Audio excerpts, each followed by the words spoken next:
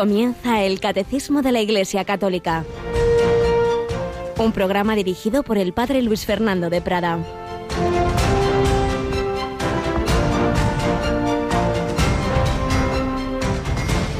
Como el Padre me ha amado, así os he amado yo. Permaneced en mi amor.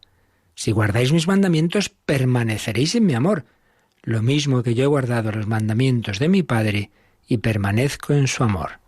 Os he hablado de esto para que mi alegría esté en vosotros y vuestra alegría llegue a plenitud. Alabado sean Jesús, María y José. Muy buenos días, queridísima familia de Radio María. En este 23 de mayo entramos en la última semana del mes de mayo, del mes de María. Seguimos en este tiempo de Pascua, seguimos escuchando palabras de Jesús, la sobremesa de la última cena, realmente maravillosas, que son pues un poco lo que es el núcleo de la vida cristiana. Vivir en ese amor del Padre, del Hijo, del Espíritu Santo.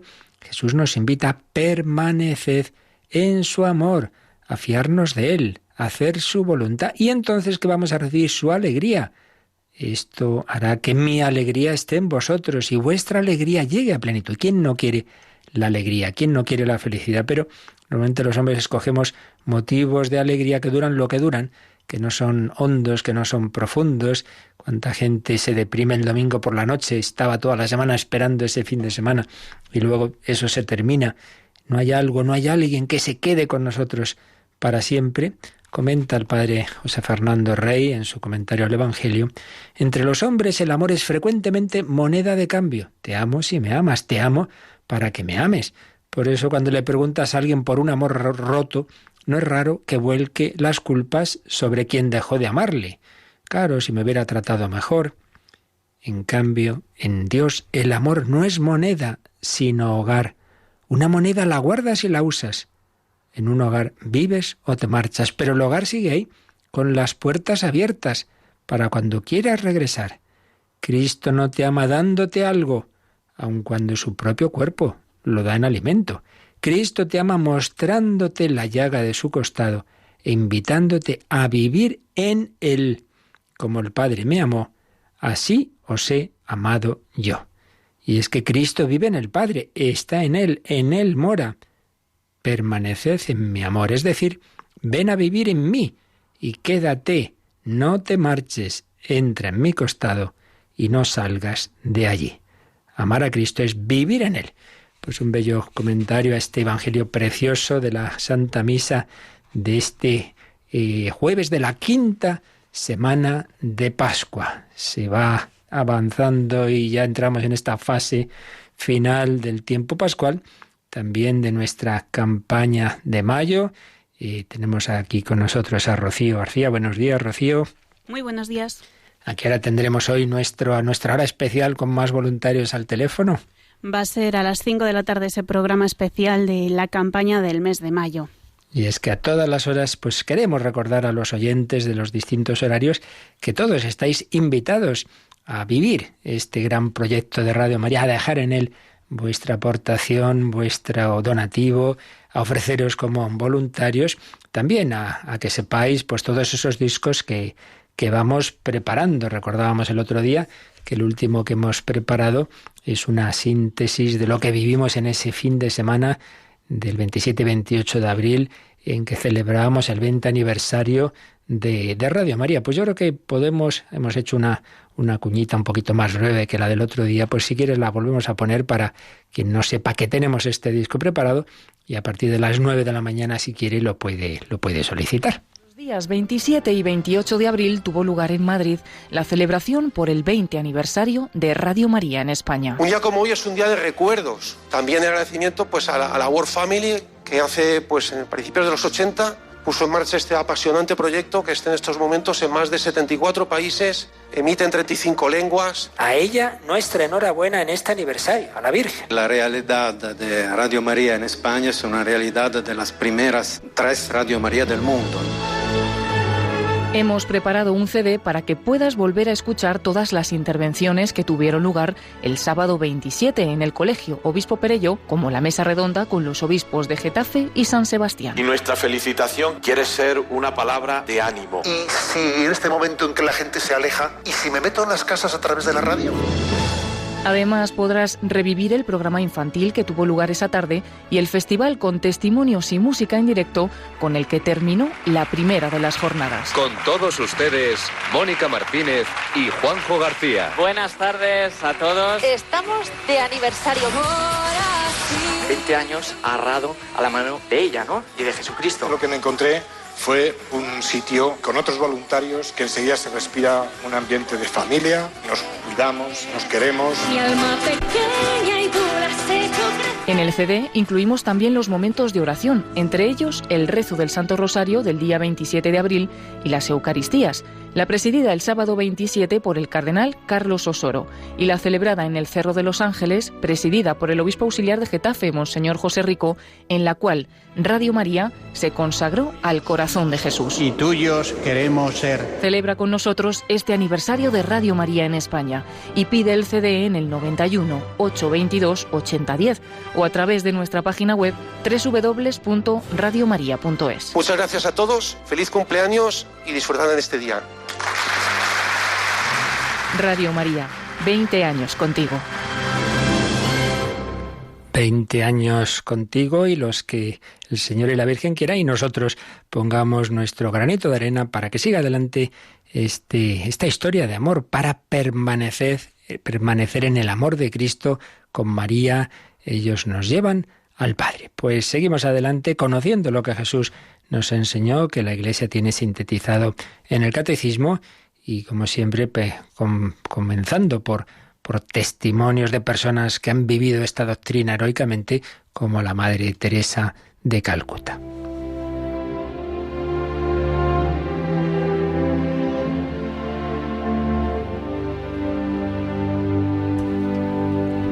La Madre Teresa, un retrato personal por el padre Leo Masburg, que compartió muchos momentos de su vida.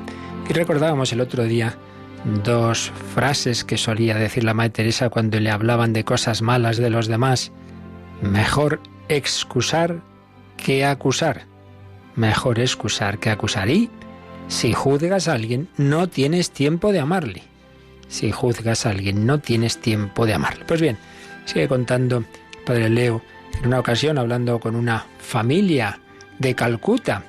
La madre de familia le decía: Madre Teresa, ¿no podría ayudarnos? Calcuta es muy corrupta, no hay forma de conseguir nada si no es mediante sobornos. Quería un tema con la administración y se encontraba con esa corrupción. A eso la Madre Teresa respondía: sí, tienen gente estupenda, nos han apoyado mucho en lo relativo a nuestros niños. A la joven aquella respuesta no le satisfizo y volvió a la carga. Madre Teresa, la gran mayoría de la gente de Calcuta lo único que busca es dinero. Por segunda vez, la Madre Teresa intentó introducir una nota esperanzadora y habló de la costumbre hindú de poner siempre un puñado de arroz en la puerta para los pobres. La joven se ponía furiosa. Madre Teresa, ¿cuándo va usted a despertar? Calcuta es un infierno de corrupción. Siguieron unos segundos de tenso silencio. La Madre Teresa miró a la joven a los ojos y le dijo en tono calmado: sé perfectamente que hay corrupción en Calcuta, pero también sé que hay cosas buenas. Y yo he decidido fijarme en las cosas buenas.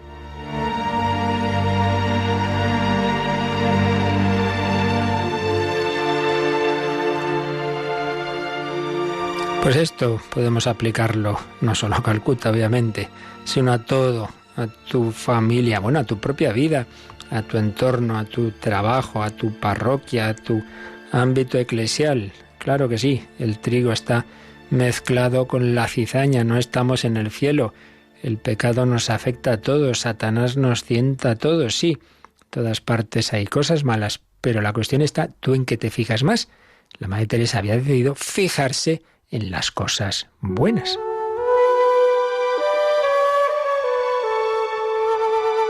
Sin embargo, no era tan ingenua como para no ver el mal.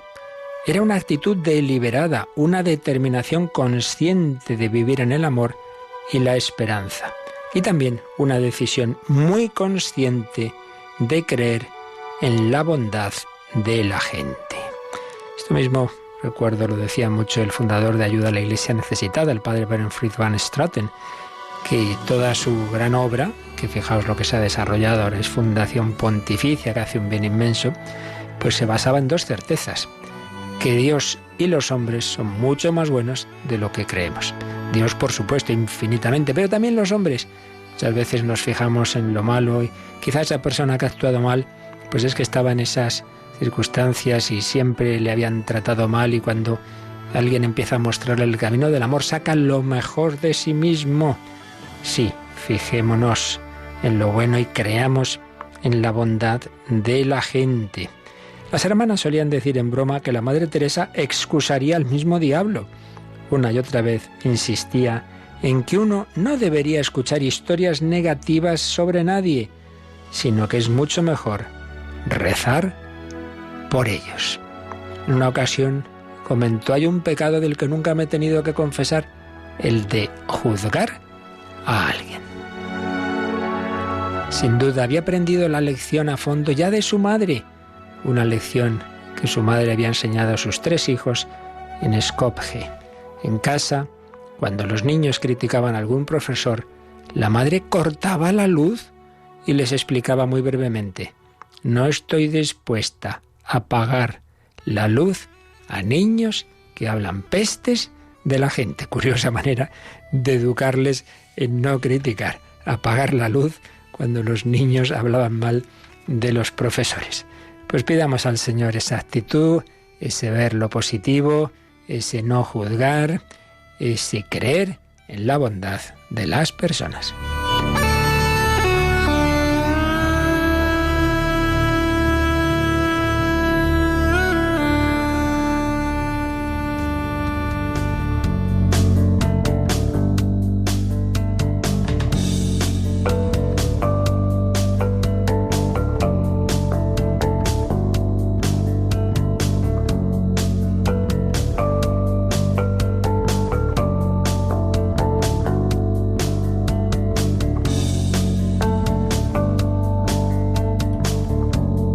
Personas que formamos la Iglesia, Jesucristo pues nos invita a seguirle en familia, en comunidad.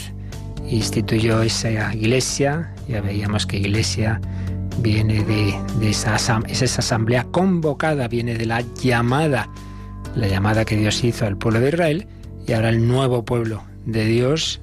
Israel tenía 12 tribus, el nuevo pueblo de Dios edificada sobre 12 apóstoles llamados por Jesucristo. A todos nos llama a formar familia, pero organiza ese pueblo como el cuerpo tiene distintos miembros. Y estábamos ya en los números de resumen de este párrafo que ha tratado de los miembros de la Iglesia, los fieles de la Iglesia. A veces decimos los fieles como si fueran solo los laicos. Como decía un profesor mío con cierta ironía, decía: hombre, entonces ¿qué pasa? ¿Que los sacerdotes somos infieles y los obispos son infieles? No, todos somos fieles. Fiel, es decir, el que cree a Jesucristo, el que se fía de Él, el que quiere ser fiel a Él.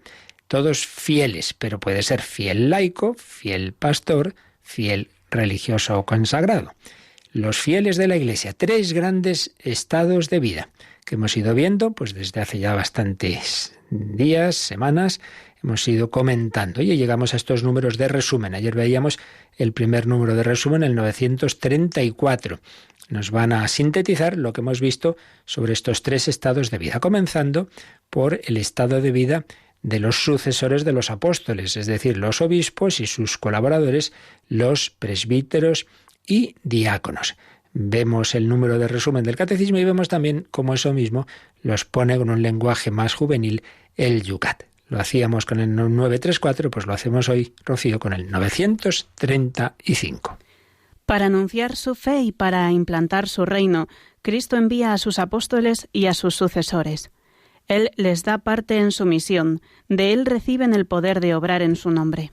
Id al mundo entero y anunciad el Evangelio, id y bautizad bautizad a todos los pueblos, en el nombre del Padre y del Hijo y del Espíritu Santo, y enseñarles a guardar todo lo que yo os he enseñado. Pues sí, Jesucristo envía a sus apóstoles y a sus sucesores, porque dice hasta el fin del mundo. Ahí ya está implícita esa sucesión apostólica, para anunciar la fe, para anunciar, para predicar. Por ahí se comienza. Lo primero es el anuncio, la predicación del Evangelio. Aquellos que lo aceptan, pues dejan que vaya Jesucristo reinando en ellos. Por eso dice, para anunciar su fe y para implantar su reino. Venga a nosotros tu reino.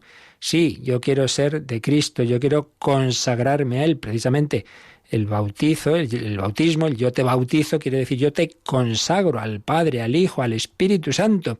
Tú ya no eres tuyo, tú eres de Dios. Sí, yo quiero dejarme consagrar, yo quiero ser del Señor, yo quiero que Dios reine en mí. Y obviamente no es algo interiorista, intimista, sino si reina en ti, pues a través de ti quiere transmitir ese mismo amor a los demás.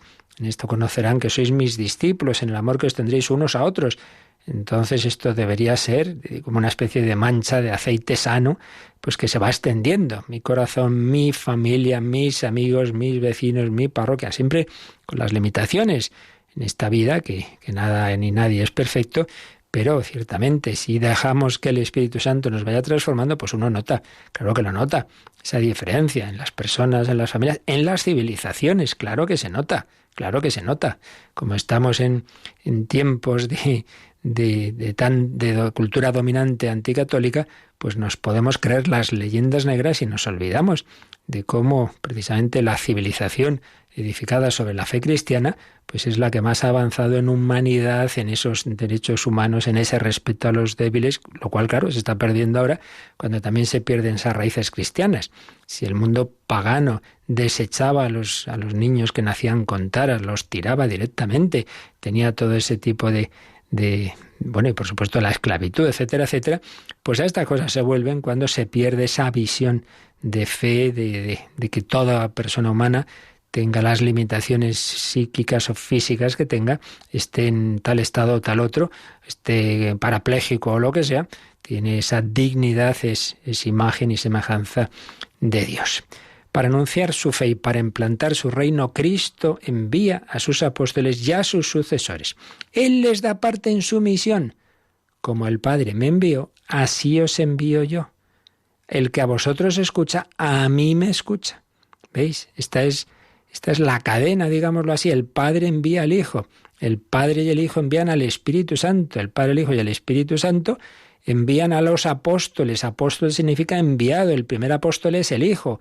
Tanto amó Dios al mundo que le envió a su único Hijo. El segundo apóstol es el Espíritu Santo. El Padre y el Hijo envían al Espíritu Santo, siempre por supuesto, pero que se derrama de una manera muy especial desde Pentecostés. Sí, son los enviados, los apóstoles divinos, pero que actúan a través de los humanos. Dios siempre pide colaboración, no es un mal educador que da todo hecho a los niños, no, pide colaboración. Entonces el Señor pide nuestra colaboración. Os haré pescadores de hombres. Tú necesitas mis manos, mi trabajo, que otro descanse. Él les da parte en su misión. Id al mundo entero. ¿Pero cómo voy a hacer yo esta misión? Yo te haré pescador de hombres. No tengas miedo, tranquilo. Tú pon de tu parte, tú echa la red. Luego ya que los peces entren a la red o no, eso ya es más cosa mía. Y la última frase dice, de Él, de Jesús, reciben el poder de obrar en su nombre. De Él reciben el poder de obrar en su nombre. Tomad, comed, esto es mi cuerpo. Haced esto en memoria mía. De Él recibimos ese poder a hacer esto mismo, en memoria mía, con mi fuerza, con mi poder. Recibid el Espíritu Santo. A quienes perdonéis los pecados les quedan perdonados. Ese les quedan es lo que se llama la pasiva teológica, que quiere decir Dios perdona. A quien tú perdones, yo te absuelvo, es Dios quien perdona. Recibimos de Cristo el poder de obrar en su nombre. Tú eres Pedro, sobre esta piedra edificaré mi iglesia, te daré las llaves del reino de los cielos. De Cristo recibe Pedro el poder de las llaves. Lo que atares en la tierra quedará atado en el cielo, lo que desatares en la tierra quedará desatado en el cielo. Así pues, primer grupo de la iglesia, esos apóstoles y esos sucesores de los apóstoles que hacen posible que Cristo siga guiándonos, enseñándonos con la certeza de que recibimos en efecto la palabra de Cristo y esa gracia de Cristo porque actúan en su nombre con su poder, habiendo recibido su misión. Vamos a ver, Rocío, cómo estas enseñanzas las dice de otra manera, pero semejante, el Yucat, el Catecismo para Jóvenes, en el número 140, que ya sabemos que el Yucat tiene tres partes, digamos, cada pregunta. Primero la pregunta, luego una primera respuesta que viene en negrita, lo más básico, y luego una explicación. La pregunta del 140 es, ¿por qué la Iglesia no es una organización democrática? ¿Qué responde el Yucat? El principio de la democracia es, todo poder emana del pueblo, pero en la Iglesia todo poder emana de Cristo. Por eso la Iglesia tiene una constitución jerárquica. Al mismo tiempo, Cristo le otorgó, sin embargo, una estructura colegial. Así pues, vemos aquí una diferencia fundamental. Claro, ha habido épocas en que los regímenes del mundo, casi si todos eran monárquicos. Entonces, bueno, en ese contexto se entendía más también el enfoque de la Iglesia Católica, que tiene también ese planteamiento, digamos, desde lo alto. En cambio, hoy día, por lo menos en la teoría, luego en la práctica hay mucho que hablar de la democracia, pero en fin, en teoría los regímenes tienden a ser democráticos. Entonces dice, el principio de la democracia es todo poder emana del pueblo. Entonces uno dice, pues la Iglesia también. No, pues no, mire, no, porque la Iglesia no es que los hombres nos hemos reunido, entonces hemos decidido hacer un grupo de seguidores de Jesús y entonces votamos a ver quién coordina este grupo. No, que no es eso, que la Iglesia la ha fundado Jesucristo, entonces en ella el poder no viene de los apóstoles, viene de Cristo. En la Iglesia todo poder emana de Cristo, por eso la Iglesia tiene una constitución jerárquica. Ahora bien, jerárquica o incluso monárquica quiere decir dictatorial, aquí uno y no más, no. Por eso sigue diciendo que al mismo tiempo Cristo le otorgó una estructura colegial. Bien, esta es la respuesta básica en letra negrita, pero vamos a ver cómo desarrolla esto el resto del número 140. El elemento jerárquico en la Iglesia consiste en que el mismo Cristo es quien actúa en ella cuando los ministros sagrados, por gracia de Dios, hacen y dan lo que no podrían hacer ni dar por sí mismos, es decir, cuando dispensan en lugar de Cristo los sacramentos y enseñan con su autoridad. El elemento colegial en la Iglesia consiste en que Cristo ha confiado la totalidad de la fe a una comunidad de 12 apóstoles, cuyos sucesores, bajo el primado de Pedro, dirigen la Iglesia. Partiendo de este enfoque colegial, los concilios son un elemento irrenunciable de la Iglesia. Pero también en otros órganos colegiados de la Iglesia, en sínodos y consejos, pueden fructificar la multitud de los dones del Espíritu y la universalidad de la Iglesia de todo el mundo. Pues ya veis, aquí se unen estos dos aspectos. En primer lugar, ciertísimamente es clave ese elemento jerárquico, que ya hemos visto en qué consiste, y que es algo muy importante, que es realmente el mismo Jesucristo quien actúa en ella. ¿Cuándo? Cuando los ministros sagrados, por gracia de Dios, hacen y dan lo que no podrían hacer ni dar por sí mismos. ¿Y esto cuándo es? Cuando dispensan en lugar de Cristo los sacramentos y enseñan con su autoridad. A ver, lo primero, quizás es lo más claro. Cuando dispensan en lugar de Cristo los sacramentos. Viene una familia, trae al niño a bautizar y resulta que el que lo bautiza pues puede ser un sacerdote que no es que sea precisamente muy edificante y quién sabe si hasta podría estar en pecado. Bueno, pues mal, vaya él, pero si ese niño dice yo te bautizo en el nombre del Padre y del Hijo y del Espíritu Santo, bautizado queda, porque ahí es Cristo quien bautiza a través de esas palabras y de ese gesto y de esa agua que el propio Jesucristo pues ha señalado. Y quien dice eso, dice, pues el que celebra la misa, tomad y comed, esto es mi cuerpo, el que te confiesa, yo te absuelvo de tus pecados. Eso es lo que se llama la eficacia ex opere operato, es decir, por sí mismo del sacramento, más allá de que el ministro de ese sacramento personalmente sea mejor o peor, viva las cosas mejor o peor. Por tanto, es Jesucristo quien actúa, quien da la gracia a través de los sacramentos. Y luego dice, cuando enseñan con su autoridad. Claro, en tanto en cuanto estás transmitiendo esa enseñanza de la Iglesia Y por ello, claro, hay distintos niveles de autoridad y distintos niveles de enseñanza. Cuando uno habla a nivel privado, pues eso como otro cualquiera. Pero si estás hablando en cuanto, nivel supremo, Papa. Pero el Papa en cuanto está enseñando, no una conversación privada a un grupo de amigos o una entrevista, sino en cuanto Papa, y dependiendo obviamente también del nivel de su enseñanza. El grado máximo es cuando Papa dice con toda la autoridad, de una manera definitiva, enseñamos que es verdad de fe, tal. Entonces es el grado que hablamos, que luego lo veremos, de la infalibilidad. De ahí para abajo, pues claro, va bajando los niveles y por tanto la certeza. Pero ciertamente cuando la jerarquía de la Iglesia, el Papa, los obispos en comunión con él y lo que transmitimos los sacerdotes en comunión con toda esa doctrina de la Iglesia que tenemos sintetizada en obras como sobre todo es el Catecismo, en tanto en cuanto yo enseño eso, pues no son mis opiniones personales. Esto es muy importante porque lamentablemente pues a veces tendemos dentro de la propia Iglesia, bueno, sí, la Iglesia dice esto, pero yo digo, bueno, pero vamos a ver, usted aquí, ¿quién le ha puesto aquí? Usted le ha ordenado un obispo, ¿no? Usted cree en la Iglesia Católica, si no, pues sálgase, ¿no? Y haga pues lo que hizo Lutero. Hay una obrita muy interesante de un profesor universitario, que es Christopher Derrick, inglés, se titula Huid del escepticismo. Es sobre la educación, sobre la universidad. La verdad es que es una joyita, es una cosita pequeñita, una obrita chiquitita, pero que no tiene desperdicio. Y en ella se hace una alusión a este tema que lamentablemente con frecuencia ocurre, ¿no? De que dentro, el que es inglés y claro, conoce pues todo ese mundo y conoce la conversión de personas como John Henry Newman, ay madre mía, Tolkien ya era católico desde pequeño, ¿no? Pero Chesterton, no me salía, bueno, pues habla de cómo, por desgracia, muchas veces se encuentra uno, personas que se dicen católicas, pero luego pues no están en comunión con la doctrina de la Iglesia Católica. Entonces os leo algunos párrafos que él, como laico y simplemente desde una perspectiva, digamos, intelectual, nos dice: es una responsabilidad intelectual importante usar las palabras en su sentido público y generalmente aceptado, o acompañarlas de una explicación cuando eso no es así. Pues bien, la palabra católico tiene un significado público generalmente admitido que comprende dos elementos. El primero es jurídico o canónico.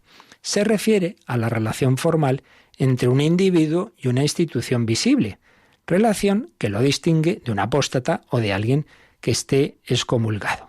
Pero se va a fijar más en un segundo sentido. La fe de un individuo en cuanto acepta una determinada autoridad, en cuanto que ésta enseña con la voz de Dios y no con la voz de los hombres. Ahí está el corazón del significado de la palabra.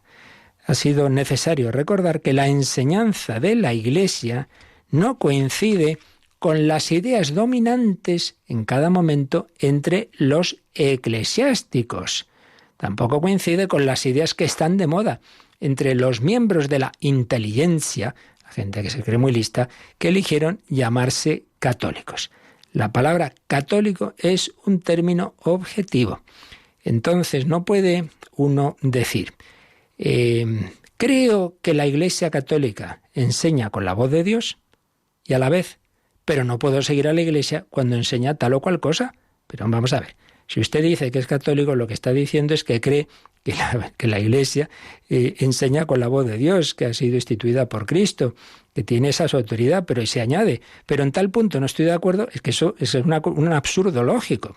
El nombre que se da tradicionalmente a esta selectividad de doctrinas es el de herejía, que significa precisamente selectividad, y que es la palabra más claramente antitética de la palabra católico. Es un abuso del lenguaje llamar algo catolicismo, a no ser que se pueda reconocer en ello la misma religión a la que se convirtió Newman, la misma religión que Santo Tomás exploró con tanta profundidad, que San Agustín trajo a Canterbury, que los apóstoles predicaron después del primer Pentecostés, una religión que se ha desarrollado durante ese periodo de tiempo tan largo, pero que no ha cambiado.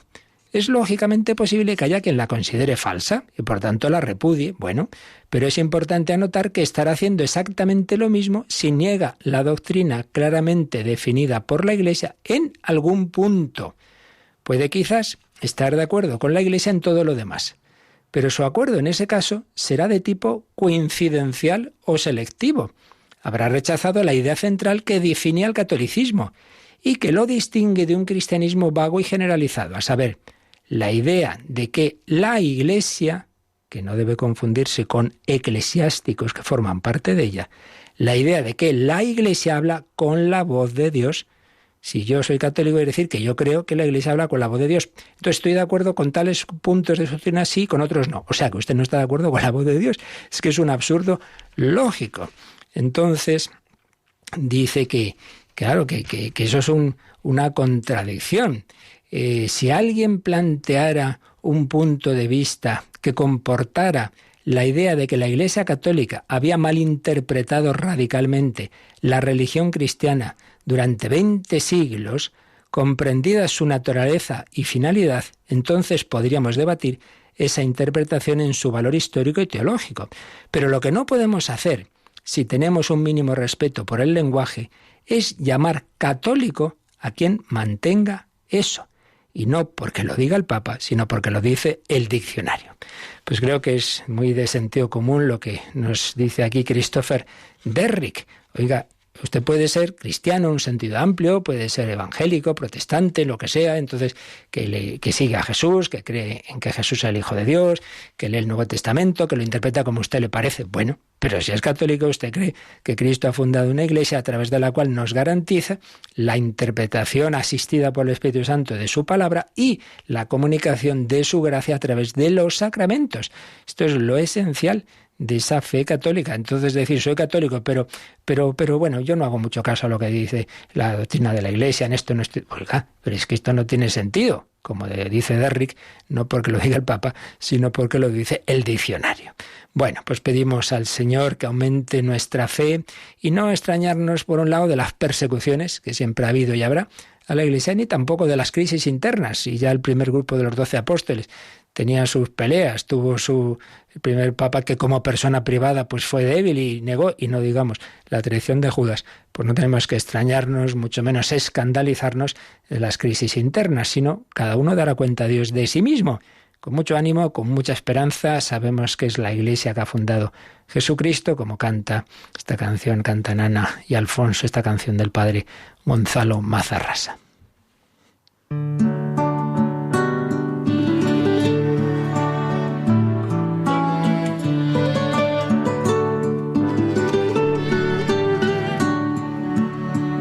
Insultado como a tu maestro, te han ofrecido el cáliz del desprecio, te han ajustado a golpes contra el leño, te han acusado de lo que no has hecho, te han exigido lo que no hay derecho y te han pisado el rostro contra el suelo. Por eso, Iglesia del Señor, pobre y pequeña grey, nacida en el dolor, goza y alégrate.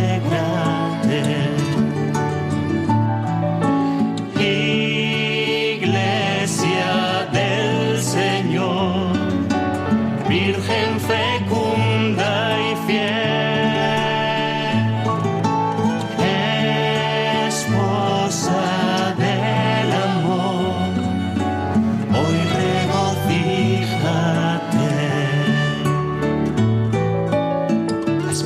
al mundo el Evangelio, sin esconder en tierra ese talento que se ha multiplicado 1 a 100. Has perdonado el odio y en silencio te has sacudido el polvo del desierto, convirtiendo en amor en sufrimiento. Por eso, Iglesia del Señor, pobre y pequeña grey, nacida en el dolor, goza y alégrate.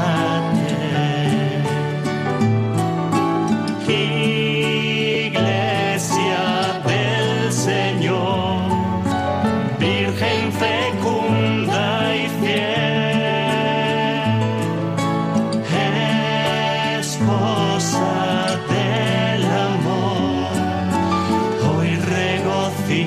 aléjate.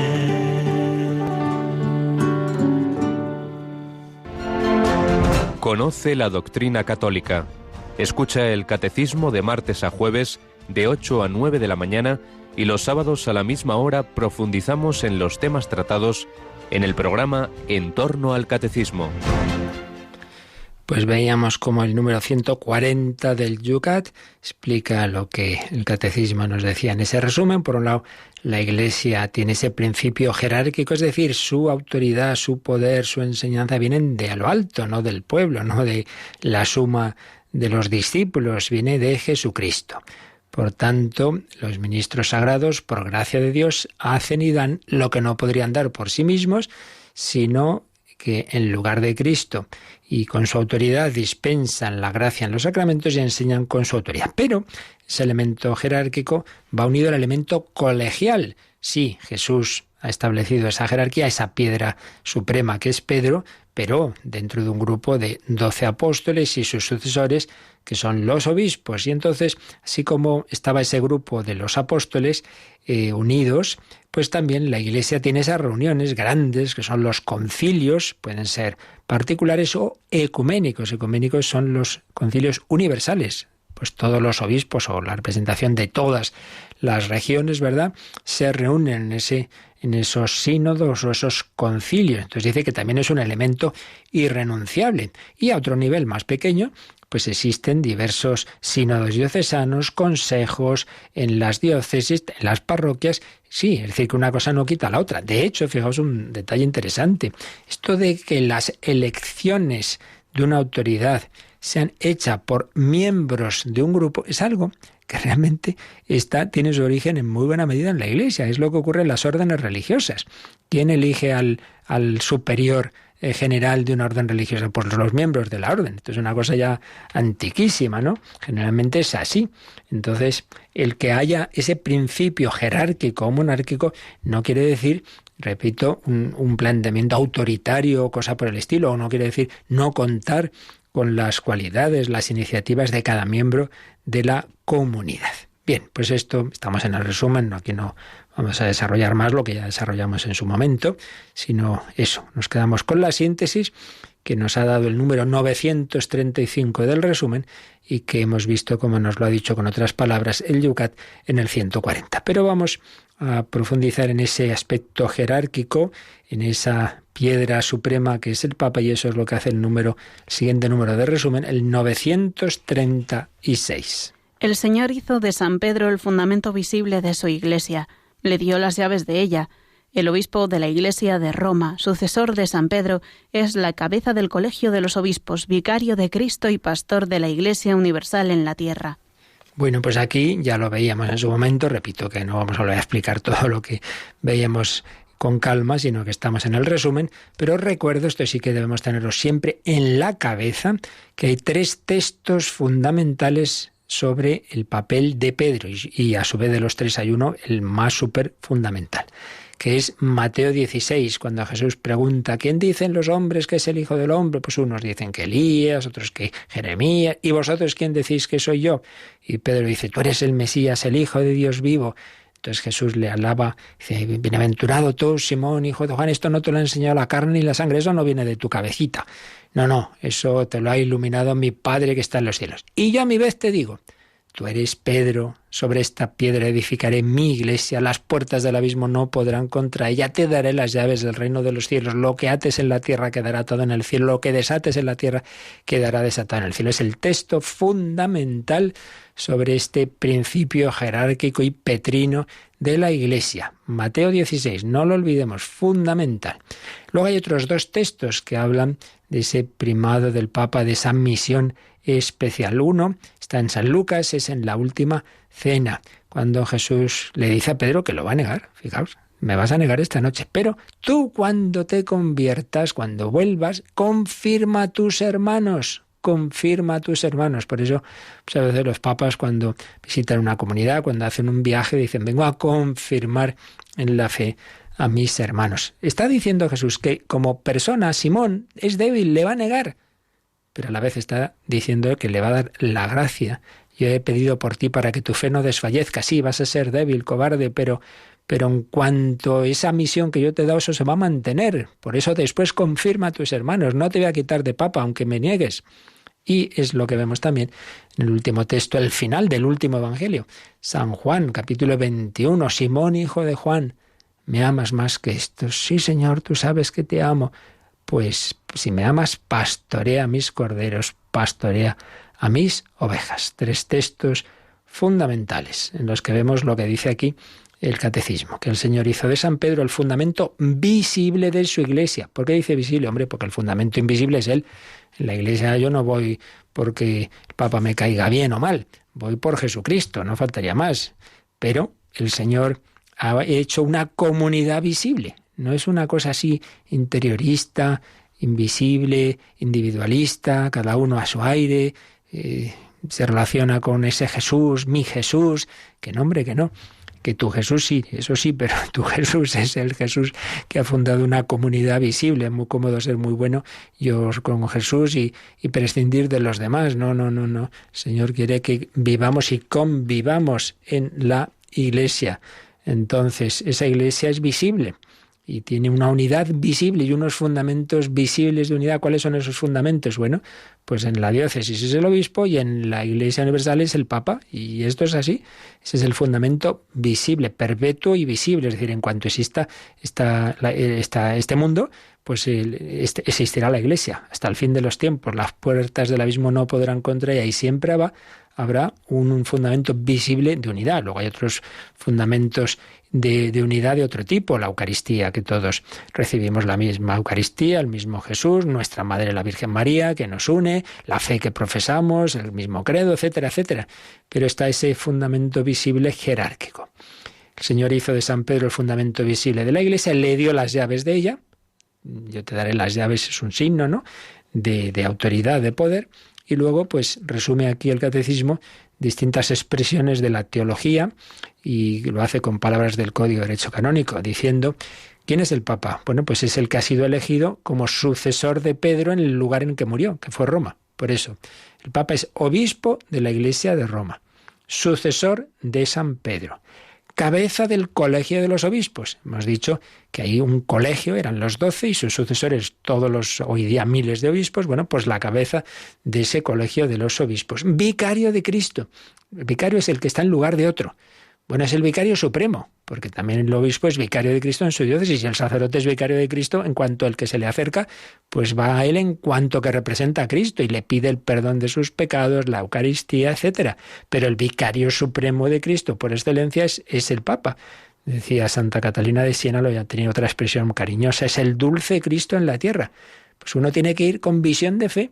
Entonces, humanamente me gustará más o menos tal papa, tal otro, el estilo de Pío XII, de Juan XXIII, de Pablo VI, de Juan Pablo I, de Juan Pablo II, de Benedicto XVI, de Papa... Bueno, muy bien, pero eso no es lo importante.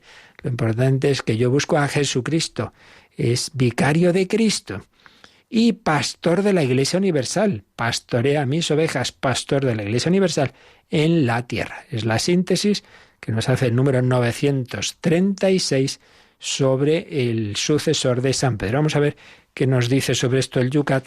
Vamos al número 141. Vamos a ver, nos fijamos en la pregunta que hace, que es esta. ¿Cuál es la misión del Papa?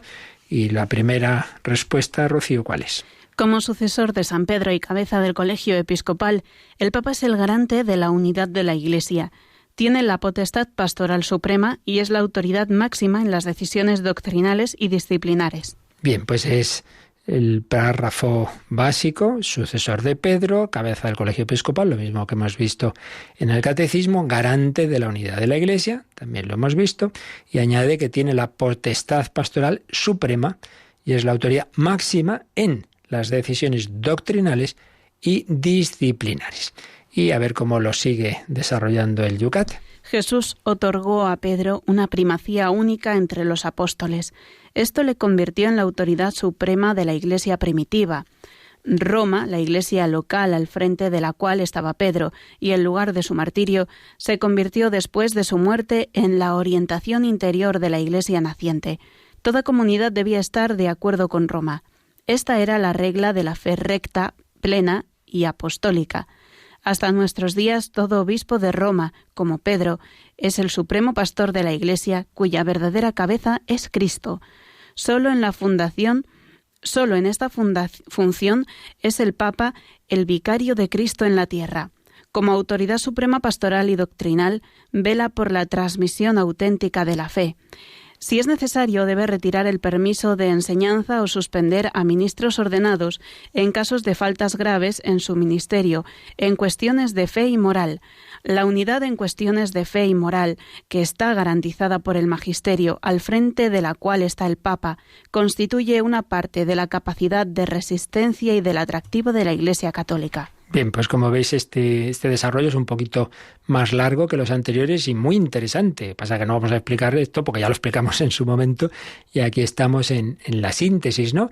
Pero por un lado, primera idea, que esta fue una certeza que uno ve la historia de la Iglesia y desde el principio está, desde los primeros padres tienen esa conciencia de que si hay dudas, oye, que es que en las Galias dicen esto, dicen lo otro, no.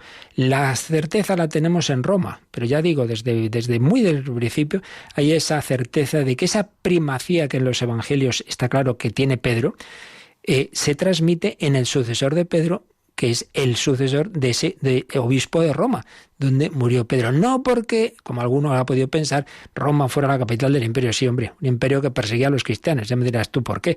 Iba a ser desde esa perspectiva, no tiene nada que ver. Sino porque ahí es donde Pedro muere y donde pues eligen a su sucesor. Y hay esa certeza de que en esa sucesión apostólica es con los poderes que había recibido Pedro. Entonces, hay cosas que Jesús dice a todos los apóstoles. El que a vosotros escucha, a mí me escucha. A quienes perdonen los pecados les quedan perdonados. Eso es a todos.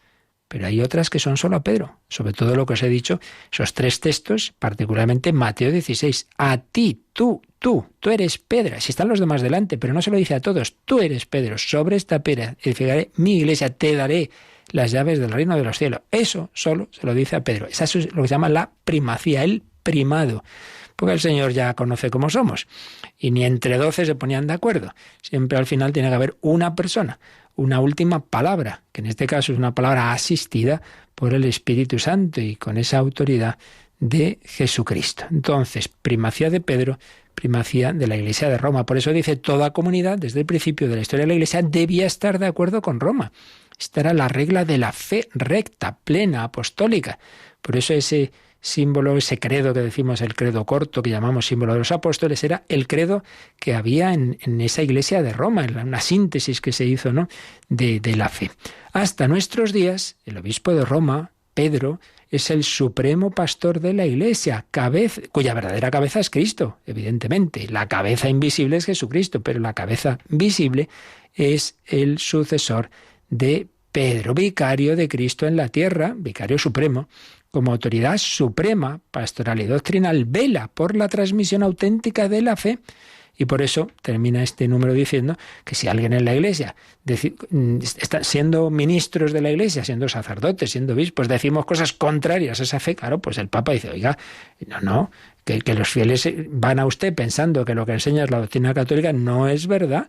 Y por eso, lógicamente, está esa autoridad del Papa. Lo que atares en la tierra quedará atado en el cielo, lo que desatares. Dicen los expertos que ese atar, desatar es el lenguaje en el lenguaje semítico de los rabinos significaba 2 cosas. La última palabra doctrinal y también la autoridad disciplinar. Es decir, no, pues usted no es miembro de esta comunidad.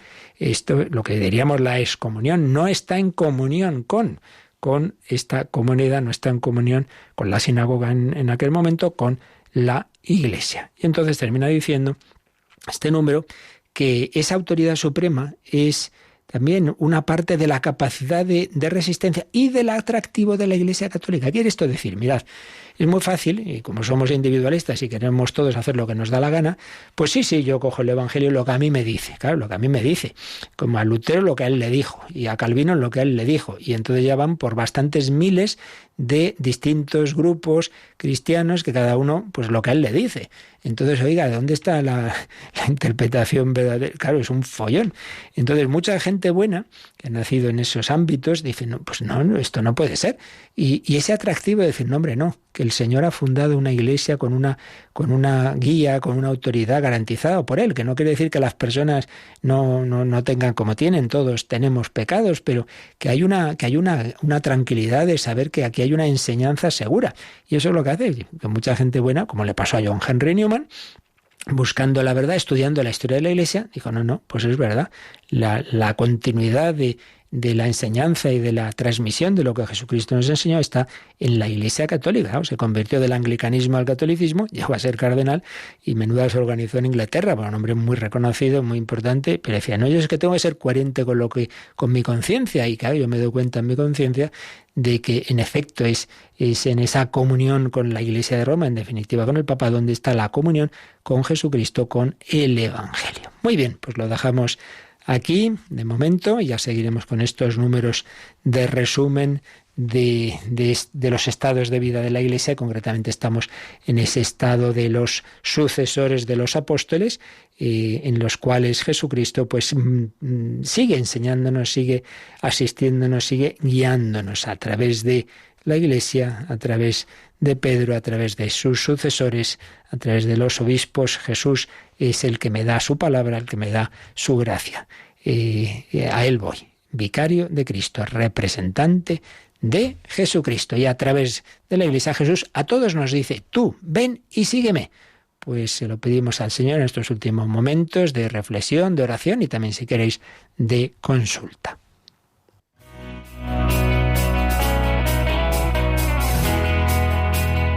Participa en el programa con tus preguntas y dudas. Llama al 91005-9419. 91005-9419. También puedes escribir un mail a catecismo@radiomaria.es. catecismo@radiomaria.es. Ven y sígueme, no mires atrás, que delante está el reino, mi reino de paz. Ven y sígueme, no mires atrás, que delante está el reino, mi reino de paz.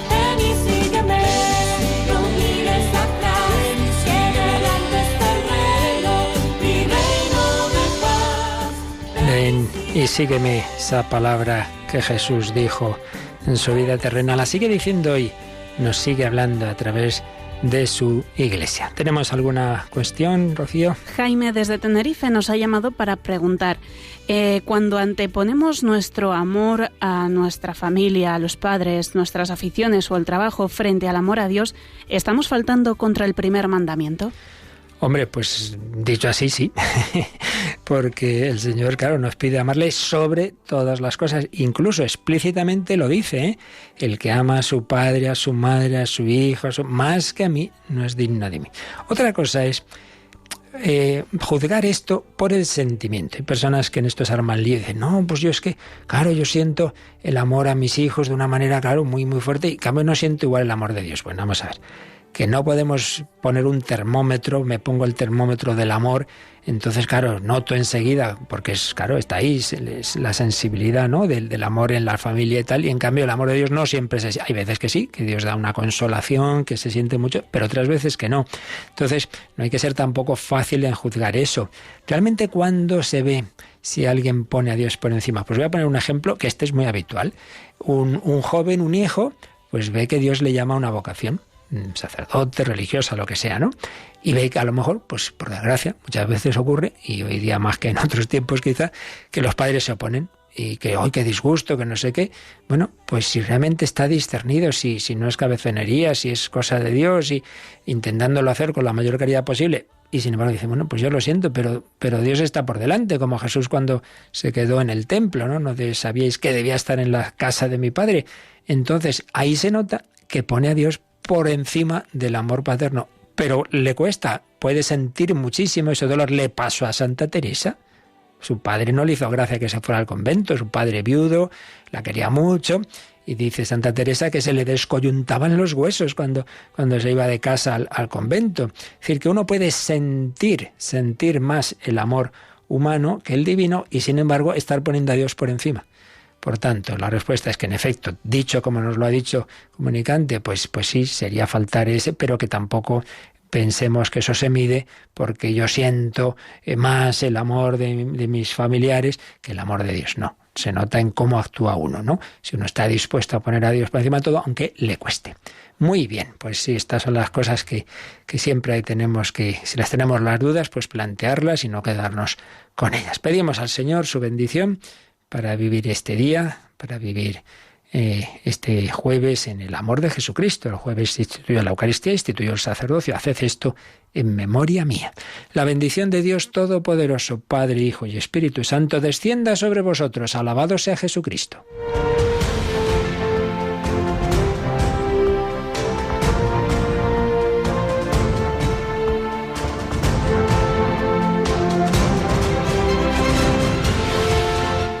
Han escuchado en Radio María el Catecismo de la Iglesia Católica, un programa dirigido por el Padre Luis Fernando de Prada.